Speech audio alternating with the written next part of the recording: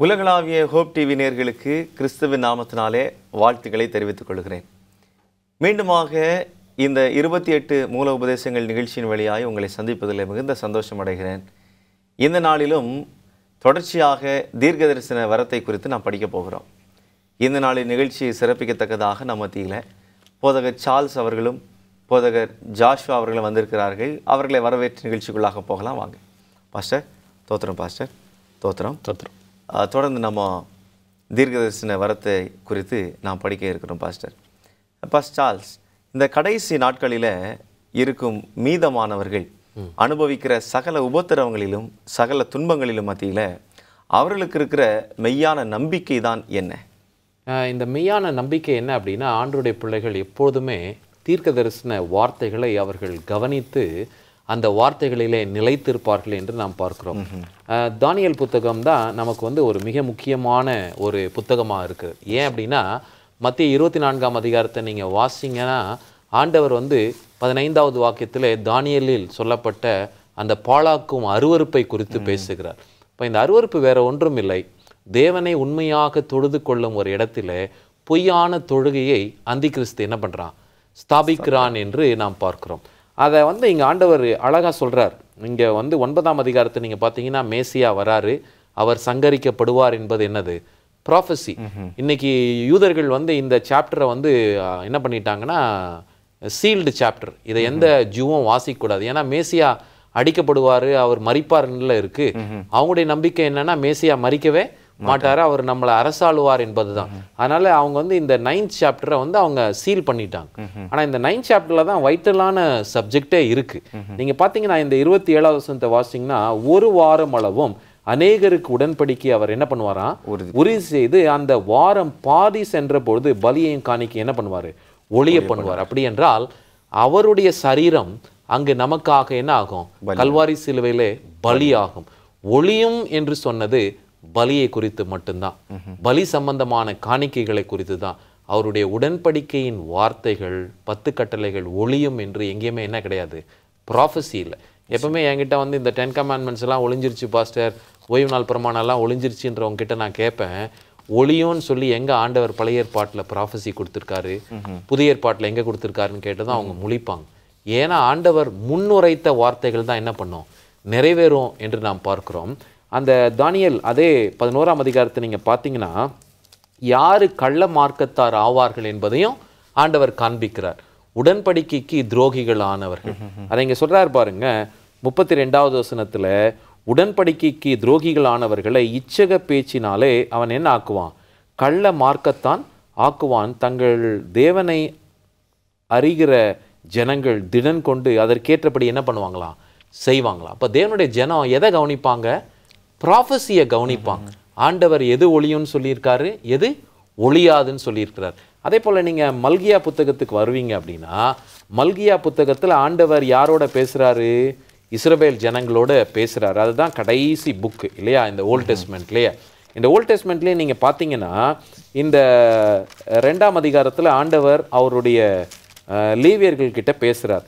லேவியர்கள்கிட்ட பேசும்போது ரொம்ப அழகாக சொல்வார். அழகாக சொல்லும்போது இங்கே 4வது வசனத்தை வாசிக்கிறேன், கவனிங்க. 2ஆம் அதிகாரம், லேவியரோடு பண்ணின என் உடன்படிக்கை நிலைத்திருக்கும் படிக்கு. ஏன்னா இந்த லேவியன் தான் என்ன பண்ணுவான்னா பழைய ஏற்பாட்டில் உடன்படிக்கை பெட்டியை என்ன பண்ணிட்டு போவான், சுமந்து கொண்டு போவான்.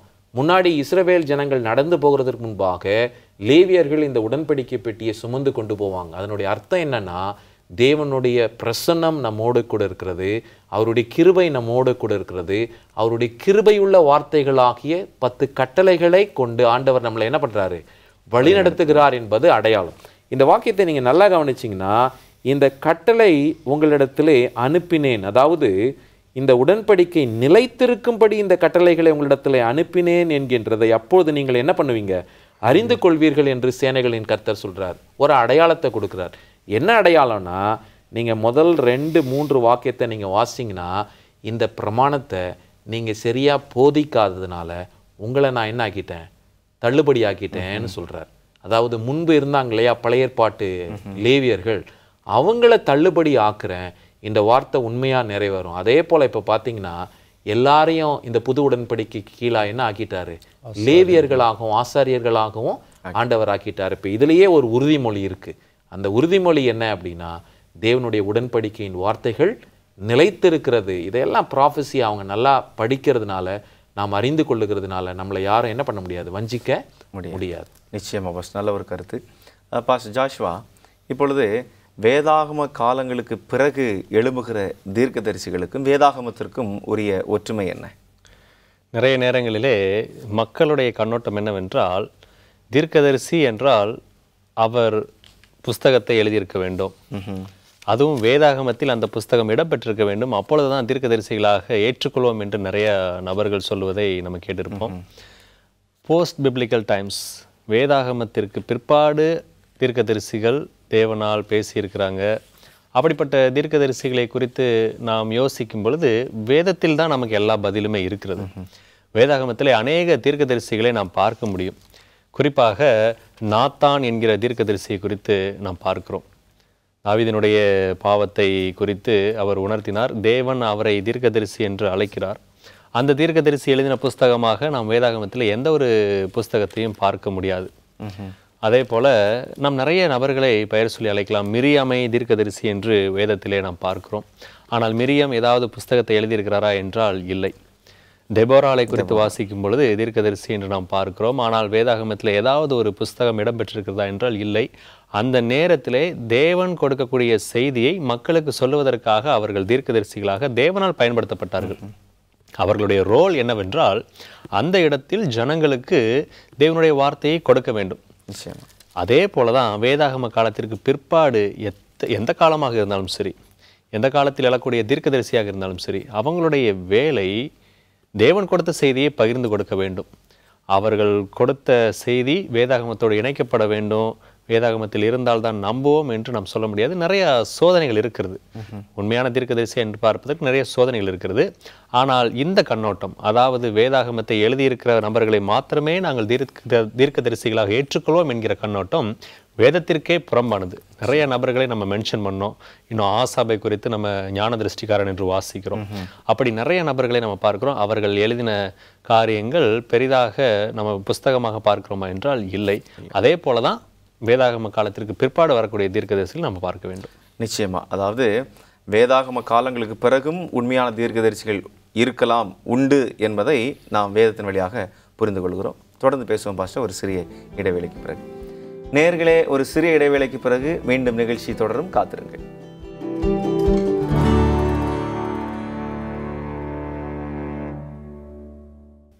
பாஸ்டர் சார்ல்ஸ், தீர்க்கதரிசிகளை குறித்து பேசிக்கொண்டிருக்கிறோம். இப்போது இந்த உலகத்தில் நிறைய போதகர்களை பார்த்தீங்கன்னு சொன்னால், நாங்கள் தீர்க்க தரிசனம் உரைக்கிறோம், தீர்க்க தரிசனமாக இதை சொல்லுகிறேன், உன்னுடைய வாழ்க்கை அடுத்த வருஷம் மாறப்போகிறது, இல்லை அடுத்த வருஷம் ஒரு அரசாங்கம் வந்து மாறப்போகிறது அப்படின்னு சொல்லி பலர் இப்படி சொல்லி இணையதளத்தில் நல்ல போதகர்கள் அப்படின்னு சொல்லி பெயர் பட்டம் வாங்கிக்கிறாங்க. இப்போது இப்படி தீர்க்க தரிசனங்கள் ஆங்காங்கே நான் தீர்க்கதரிசி என்று சொல்லி புகழ்பாடி சொல்லும்போது யார் உண்மை யார் போலி என்பதை எப்படி அடையாளம் கண்டு கொள்ள முடியும்? ஆண்டவர் அதற்கான வழிமுறைகளை நமக்கு வேதாகமத்தில் கற்றுக் கொடுத்திருக்கிறார். நம்ம பழைய ஏற்பாட்டிலேருந்தே வருவோமே. ஃபார் எக்ஸாம்பிள், நீங்கள் உபாகமம் 13ஆம் அதிகாரத்திற்கு வருவீங்க அப்படின்னா, மோசேயின் மூலமாகவே ஆண்டவர் சொல்கிறார். மோசேவுக்கு அப்புறம் நிறைய கள்ள தீர்க்கதரிசிகள் எழும்புவார்கள் என்பதை மோசேயை கொண்டே ஆண்டவர் சொல்கிறார். அங்கே சொல்லும்பொழுது 2வது வாக்கியத்தில் சொல்கிறார், நீங்கள் அறியாத தேவர்களை பின்பற்றி அவர்களை சேவிப்போம் வாருங்கள் என்று சொல்லி உங்களுக்கு ஒரு அடையாளத்தையும் அற்புதத்தையும் காண்பிப்பேன் என்று குறிப்பாய் சொன்னாலும் அவன் சொன்ன அடையாளம் அற்புதம் நடந்தாலும். இப்போ இதில் நீங்கள் நிறைய மக்கள் வஞ்சிக்கப்படுறது எதில் அப்படின்னா, இந்த மிரக்கல்ஸ் தான். இந்த அற்புதங்கள் அடையாளங்களை பார்த்ததும், ஓ இவர் ஒருவேளை உண்மையான பாஸ்டராக இருப்பாரோ, இவர் எப்படி மேஜிக்கெல்லாம் காட்டுற மாதிரி இவர் அடையாளங்கள்லாம் செய்கிறாரு. ஆண்டவர் அதனால தான் சொல்கிறாரு, சாத்தானும் என்ன பண்ணுவான், அநேக அடையாளங்களை செய்து தெரிந்து கொல்லப்பட்டவர்களையும் வஞ்சிக்கிறதுக்கு ஏதுவாக அவனுடைய அடையாளங்கள் மகத்தாக இருக்கும் என்று சொல்கிறார். இப்போ ஆண்டவர் என்ன சொல்கிறாருன்னா, வேத வாக்கியம் முக்கியமா அடையாளம் முக்கியமான்னு பார்த்தா எதுதான் முக்கியம்? வேத வாக்கியம் தான் முக்கியம். அடையாளம் செகண்டரி தான். அதுக்கப்புறம் அந்த கீழே உள்ள வசனத்தை நீங்கள் பார்த்தீங்கன்னா, அந்த தீர்க்கதரிசியானாலும் அவன் சொப்பனக்காரனாலும் அவன் சொல்லுகிறதை கேளாதபடிக்கு நீங்கள் என்ன பண்ணுங்க, கர்த்தரிடத்திலே உங்களுடைய முழு இருதயத்தோட உங்கள் முழு ஆத்மாவோட உங்களை ஒப்புக்கொடுங்கள் என்று சொல்லுகிறார். இப்போது நம்ம என்ன தெரிஞ்சுக்கணும் அப்படின்னா, ஆண்டவருடைய நாமத்தினால தானே பேசுகிறாங்க. என்று சொல்லி அவங்க அற்புதத்தை செய்யறதுனால அவங்கள நம்பி என்ன பண்ணக்கூடாது, மோசம் போகக்கூடாது. நிலைத்து இருக்கிறதற்கு ஒரே ஒரு வழியை சொல்றாரு, 4வது வசனத்துல இருக்கிறது. அதை சொல்றாரு பாருங்கள், நீங்கள் உங்கள் தேவனாகிய கர்த்தரை பின்பற்றி அவருக்கு பயந்து அவர் கற்பனைகளை கைக்கொண்டு. the only principle, ஆண்டவர் கள்ள தீர்க்கதரிசியும் உண்மையான தீர்க்கதரிசியும் வேறுபடுத்தி காண்பிக்கிறார். எப்படின்னா, உண்மையான தீர்க்கதரிசி ஆண்டவருடைய கற்பனைகளுக்கு முரண்பாடாய் ஒருபோதும் என்ன பண்ண மாட்டாங்க, செய்ய மாட்டாங்க, பேசவே மாட்டாங்க, அதற்கு விரோதமா செய்யவும் மாட்டார்கள். அதுதான் அடையாளம் என்பதை ஆண்டவர் கொடுக்கிறார். 5வது வசனத்துல சொல்லும் போது, அந்த தீர்க்கதரிசியும் அந்த சொப்பனக்காரனும் கொலை செய்யப்பட கடவன், நீங்கள் நடக்கும்படி உங்கள் தேவனாகிய கர்த்தர் உங்களுக்கு விதித்த வழியை விட்டு உங்களுக்கு விலகும்படி அவன் என்ன பண்ணா, உங்களுக்கு வஞ்சனையாய் அதை செய்தான். வழி என்பதை ஆண்டவர் கொடுத்துட்டார். அவருடைய வழி எது?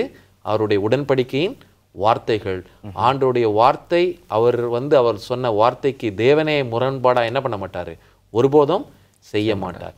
இந்த கற்பனையின் அடிப்படையில நம்முடைய விசுவாச ஓட்டம் இருக்குமே என்றால் நம் வஞ்சனைக்கு உட்பட மாட்டோம்.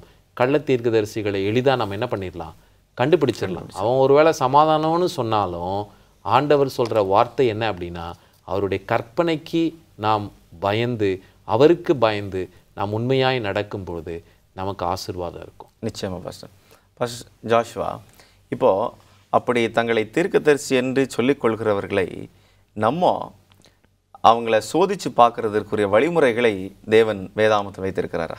நிச்சயமாக வைத்திருக்கிறார். ஏனென்றால் நம்ம 1 தெசலோனிக்கர் 5ஆம் அதிகாரம் 20லிருந்து 22 வசனங்களை வாசிக்கும் பொழுது 22வது வசனம் அழகாக சொல்லும், எல்லாவற்றையும் சோதித்து பார்த்து நலமானதை பிடித்துக் கொள்ளுங்கள். அப்போ ஆண்டவர் சோதித்து பார்க்க சொல்லுகிறார். சோதிக்கும் முறையையும் வேதத்தில் வைத்திருக்கிறார்.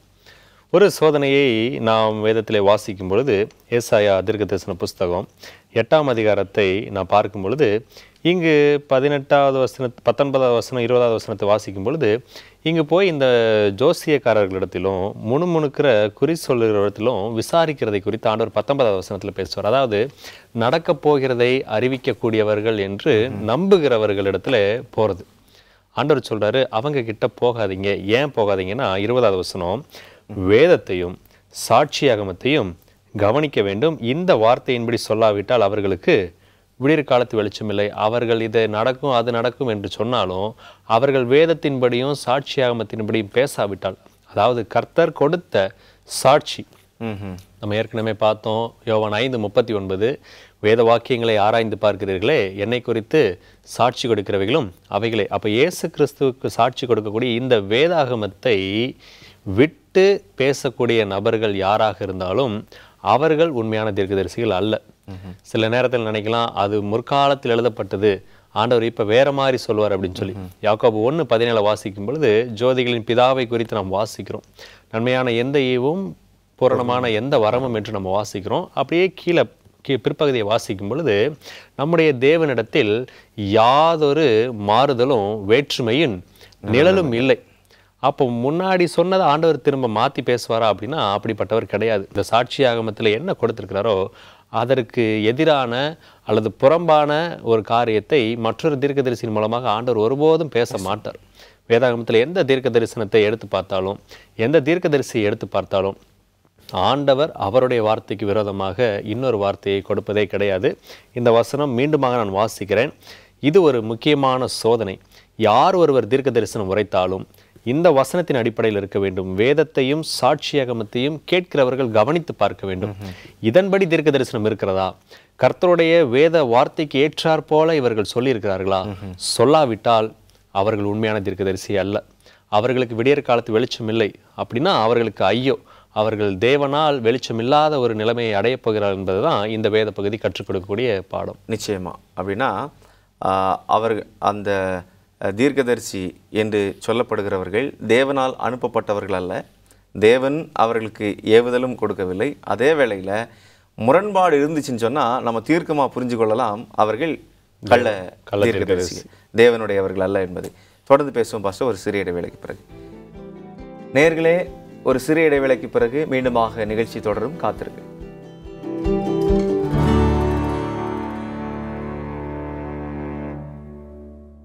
இடைவேளைக்கு பிறகு மீண்டுமாக நிகழ்ச்சி தொடர்கிறது. வாங்க நிகழ்ச்சிக்குள்ளாக போகலாம். ஃபர்ஸ்ட் சார்ல்ஸ், இடைவேளைக்கு முன்னாடி பேசியிருந்தோம். அதை தொடர்ச்சியாக கொஞ்சம் நீங்கள் எங்களுக்கு விளக்கி சொல்லுங்களேன். ஏன்னா இங்கே வந்து ஏசியா 8th சாப்டரை நீங்கள் படிக்கும்போது ஆண்டவர் அவருடைய சீஷர்களுக்கான 2 அடையாளத்தை கொடுக்குறார். பாஸ் ஜோஷ்வா வந்து அந்த 20வது வாக்கியத்தை வாசித்தார். அந்த 20வது வாக்கியத்தில் வேதத்தையும் சாட்சி ஆகமத்தையும் கவனிக்க வேண்டும் என்கின்ற இந்த 2 பதம். இந்த 2 பதத்தை 16வது வசனத்துலையும் சொல்கிறார். இந்த 16வது வசனத்தில் கவனிப்போமே, சாட்சி ஆகமத்தை கட்டி என் சீஷர்களுக்குள்ளாக வேதத்தை என்ன பண்ணு, முத்திரையிடு. அப்படின்னா இங்கே ஆண்டவருடைய சீஷர்கள் இந்த 2 அடையாளத்தை தங்களுடைய உள்ளத்திலே பதித்தவர்களாக இருப்பாங்க. சாட்சி ஆகமம் என்பது வேறு ஒன்றும் இல்லை, ஆதி ஆகமம் துவங்கி வெளிப்படுத்தின விசேஷம் வரைக்கும் ஆண்டவர் அவரை குறித்து சாட்சியாய் சொல்லி எழுதின எல்லாமே என்னதான் சாட்சி ஆகமம் என்று பார்க்கிறோம்.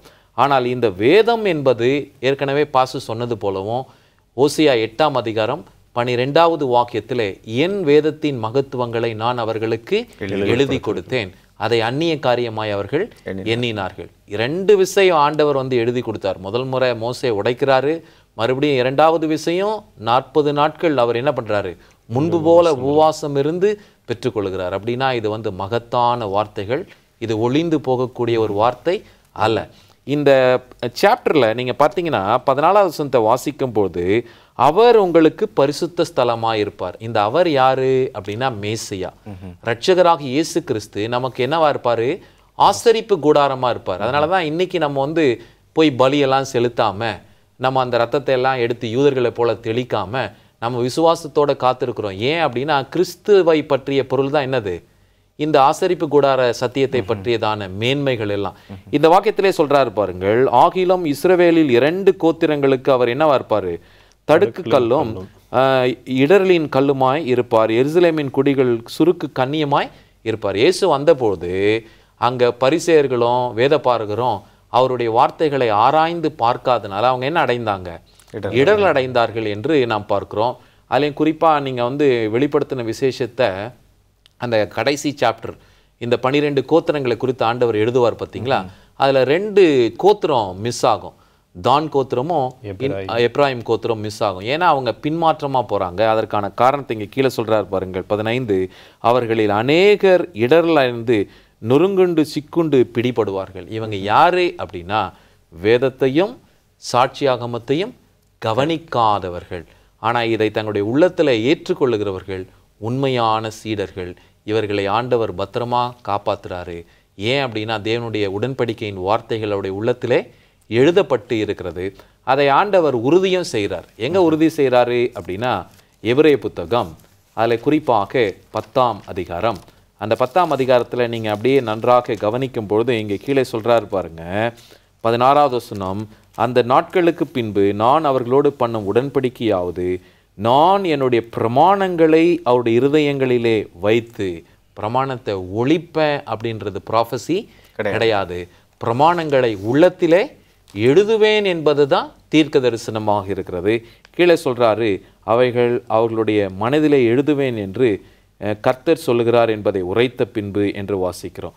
அதுக்கு முன்னாடி உள்ள வாக்கியத்தை நீங்கள் வாசிங்கன்னா 15வது வசனம், இதை குறித்து பரிசுத்த ஆவியானவரும் நமக்கு என்ன சொல்கிறாரு, சாட்சி சொல்லுகிறார். அப்போ ஆவியானவர் கொடுக்குற சாட்சி என்னன்னா, பிரமாணம் ஒழியாது அந்த நியாயப்பிரமாணத்தை தேவன் நம்முடைய உள்ளத்திலே எழுதுகிறார் என்பது ஆவியானவர் கொடுக்கும் சாட்சி.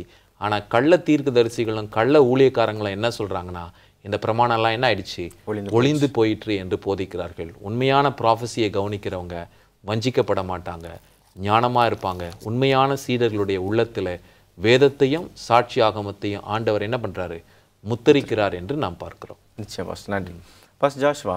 இன்னும் வேறு என்னென்ன சோதனைகளை நாம் செய்யலாம்? நிறைய சோதனைகள் இருக்கிறது. நான் முதலாவது சோதனையை பார்த்தோம், பாஸ்டர் அவங்க அதற்கான விளக்கத்தையும் கொடுத்தாங்க. இரண்டாவதாக என்ன சோதனையை பார்க்கலாம் என்று சொன்னால், சொல்லக்கூடிய தீர்க்க தரிசனம், அதை நம்ம ப்ரிடிக்ஷன், இது நடந்துரும் அப்படின்னு சொல்லக்கூடிய காரியங்கள் நடக்கிறதா, ஃபுல்ஃபில்மெண்ட் ஆஃப் த ப்ராஃபஸி, அவர்கள் சொல்லக்கூடிய காரியம் நடக்கிறதா? வேதம் அதற்கு ஒரு எடுத்துக்காட்டை சொல்கிறது. நிறைய எடுத்துக்காட்டுகள் இருக்கிறது. ஒரு எடுத்துக்காட்டை நம்ம பார்ப்போம். எரேமியா 28ஆம் அதிகாரத்திலே ஒரு சம்பவத்தை நாம் வாசிக்க முடியும். இந்த எரேமியா புஸ்தகத்திலே எரேமியாவினுடைய ஒட்டுமொத்த ஊழியத்தையும் நம்ம சுருக்கமாக சொல்ல வேண்டும் என்றால், தேவனுக்கு ஜனங்கள் கீழ்ப்படியாமல் போனதினாலே ஆண்டவர் அவர்களை பாபிலோன் ராஜாவாகிய நேபுகாத் நேச்சர் கையில் ஒப்பு கொடுத்தார். 70 ஆண்டுகள் சிறையிருப்பு என்பதுதான் எரேமியாவினுடைய தீர்க்க தரிசனம். ஜனங்கள் இதை கடின கழுத்தோடு பார்த்தார்கள். அது எப்படி அவருடைய ஆலயம் இங்கே இருக்குது, அவருடைய கட்டளைகள் எங்க கிட்ட தான் இருக்குது, நாங்கள் அவருடைய மனவாட்டியாக இருக்கிறோம், நாங்கள் அவருக்கு காணிக்கைகளை கொடுக்கிறதா இருக்கிறோம், எப்படி ஆண்டவர் எங்களுக்கு பாதுகாப்பு கொடுக்க மாட்டார் என்று எரேமியாவுடைய தீர்க்க தரிசனத்தை ஏற்றுக்கொள்ளாதவர்களாகவே காணப்பட்டார்கள். அப்படிப்பட்ட ஒரு சூழ்நிலையில ஜனங்களுக்கு ஏற்றார் போல ஒருத்தர் வந்து தீர்க்க தரிசனம் சொன்னார். 28ஆம் அதிகாரம் 3வது வசனம் சொல்கிறது, பாபிலோன் ராஜாவாகிய நேபுகாத் நேச்சார் இவ்விடத்திலிருந்து எடுத்து பாபிலோனுக்கு கொண்டு போன கர்த்தருடைய ஆலயத்தின் பணிமுட்டுகளை எல்லாம் நான் 2 வருஷ காலத்தில் இவ்விடத்துக்கு திரும்ப கொண்டு வர பண்ணுவேன். 70 வருஷம்லாம் கிடையாது, அந்த தீர்க்க தரிசனம்லாம் போய் 2 வருஷத்துல எல்லாம் திரும்பி வந்துடும் அப்படின்னு சொல்லி அனனியா என்கிற ஒருவர் தீர்க்க தரிசனம் சொல்றார். இப்போ இங்க 2 தீர்க்க தரிசனம், 2 தீர்க்க தரிசி இருக்கிறதை நம்ம பார்க்கிறோம். இதில் யார் உண்மை யார் பொய் என்பதை வெளிப்படுத்துவதற்காக எரேமியா சொன்ன ஒரு வார்த்தையை நம்ம வாசிப்போம். 9வது வசனம், எரேமியா 28:9, சமாதானம் வரும் என்று தீர்க்க தரிசனம் சொல்லியிருக்க. அதாவது அனனியா என்கிற தீர்க்கதரிசி 2 வருஷத்துல சமாதானம் வரும்னு சொல்லியிருக்கிறாரு. ஒருவேளை அவர் சொன்னபடி அந்த தீர்க்கதரிசி சொன்ன வார்த்தையின்படியே வந்தால் அப்பொழுது அவன் கர்த்தர் மெய்யாய் அனுப்பின தீர்க்கதரிசியாக விளங்குவான் என்று எரேமியா தீர்க்கதரிசி சொன்னான். உண்மையான தீர்க்கதரிசியா கள்ள தீர்க்கதரிசியா என்று அறிந்து கொள்வதற்கான 2வது சோதனையாக என்ன பார்க்கிறோம்னு சொன்னால், ஒருவன் தீர்க்க தரிசனமாக சொன்னது நடந்தால் அவன் தேவனால் அனுப்பப்பட்டவன் என்று இந்த வேத பகுதி மூலமாக பார்க்கிறோம். ஆனால் இதை நம்ம ஆராய்ச்சி பண்ணி பார்க்கும் பொழுது 2 ஆண்டுல ஒன்று நடக்கலை. 3 முறை அவர்கள் சிறையிருப்புக்கு பாபிலோனுக்கு சென்றார்களே தவிர 70 ஆண்டுகளுக்கு முன்பதாக எந்த விதமான பொருட்களோ எந்த விதமான நபர்களோ திரும்பி வரவே இல்லை என்பதை நம்ம பார்க்கிறோம். எரேமியா சொன்னதே நடந்தது, அனனியா சொன்னது நடக்கவில்லை. தெளிவாக தெரிகிறது இந்த வசனத்தின்படி, இந்த சோதனையின்படி சொன்னது நடந்தால் தேவனுடைய தீர்க்கதரிசி. நிறைய நேரத்தில் சும்மா அடிச்சு விட்டுட்டு இருப்பாங்க நிறைய பேர். அப்படிப்பட்ட காரியங்களை எல்லாம் இந்த வசனத்தின் மூலமாக நாம் சோதித்து அவர்கள் கள்ள தீர்க்கதரிசிகள் என்பதை அறிந்து கொள்ள முடியும். நிச்சயமா. அதாவது தேவன் ஒரு உண்மையான தீர்க்கதரிசி அனுப்பும்போது சாத்தானானவன், சத்ருவானவன் அதை கவுண்டர் பண்ணுறதுக்கு திருப்பி ஒரு தீர்க்கதரிசியை, கள்ள தீர்க்கதரிசியை அவன் அனுப்புகிறான். ஆனால் தேவன் நமக்கு மகத்தான வெளிச்சத்தை கொடுத்திருப்பதற்காக நாம் ஆண்டவருக்கு நன்றி சொல்ல வேண்டும். இந்த நாளிலும் எங்களோடு கூட உங்களுடைய பங்களிப்புக்காக மிக்க நன்றி பாஸ்டர். நேயர்களே, கள்ள போதகர்களையும் கள்ள தீர்க்கதரிசிகளையும் அடையாளம் கண்டுகொள்ளும் விதமாய் தேவன் மகத்தான சத்திய வெளிச்சத்தை நமக்கு தந்திருக்கிறார். இது போன்ற சத்தியத்தை நாம் தொடர்ந்து அறிந்து தேவனுக்குள் பலப்பட ஹோப் டிவி நிகழ்ச்சிகளை கண்டுகளியுங்கள். கர்த்தர் உங்களை ஆசீர்வதிப்பாராக. ஆமேன். நன்றி.